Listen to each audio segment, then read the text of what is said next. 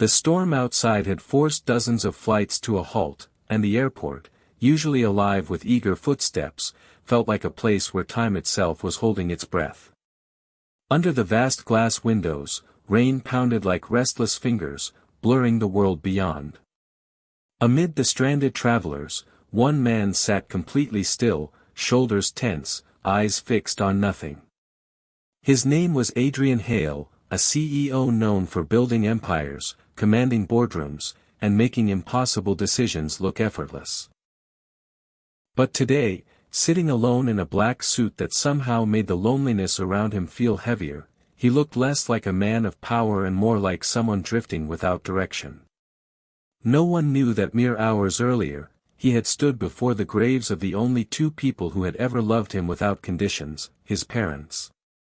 He had buried them both on the same day, victims of a tragic accident. And now he felt as if the world had swallowed every anchor he once had. Before the story unfolds, if you believe in kindness, second chances, and the beauty of unexpected connections, please like, comment, share, and subscribe to Kind Soul Stories. And tell us in the comments, where are you watching from today? As the terminal hummed with muted conversations and rolling suitcases, a small figure in a mustard yellow coat wandered into Adrienne's line of vision.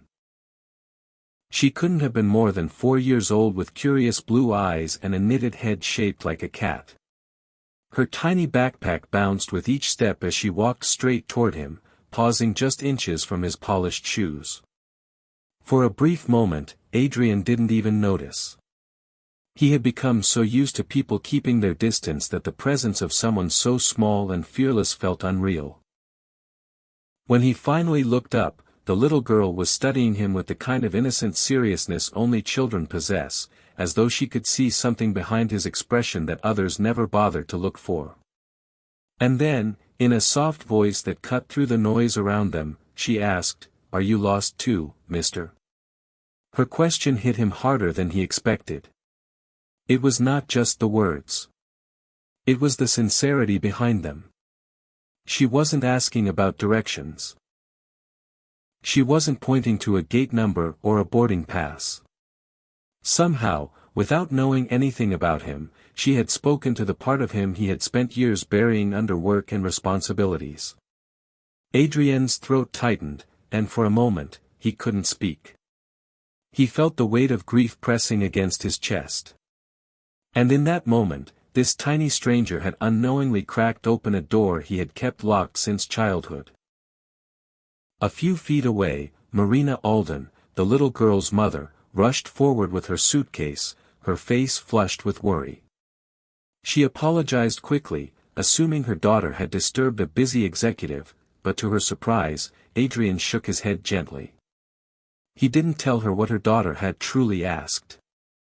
He simply said it was fine, though inside he felt something shifting, something he hadn't felt in years.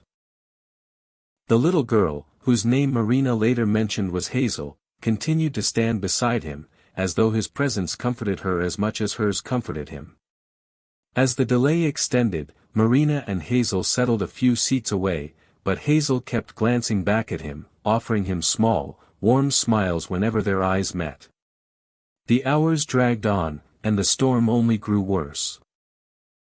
As Marina struggled with a crying Hazel, who was exhausted, hungry, and overwhelmed, Adrian found himself rising from his seat and offering help before he could talk himself out of it.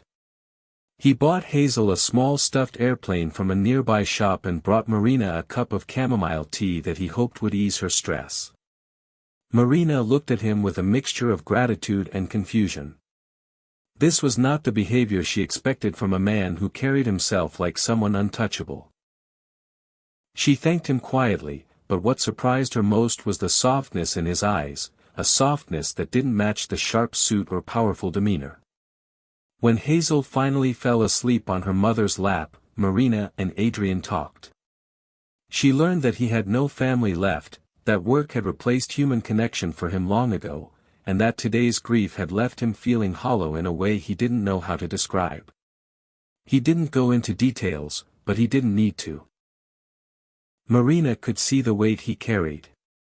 In return, Adrian learned that Marina was a single mother working 2 jobs, trying to give Hazel a life filled with warmth despite how hard things often were. She told him it hadn't been easy, but Hazel's smile made every struggle worth it. Listening to her, Adrian realized how long it had been since he had spoken honestly to anyone without calculating his words. As more hours passed, Hazel woke up again and toddled straight to Adrian, climbing onto the seat beside him without hesitation.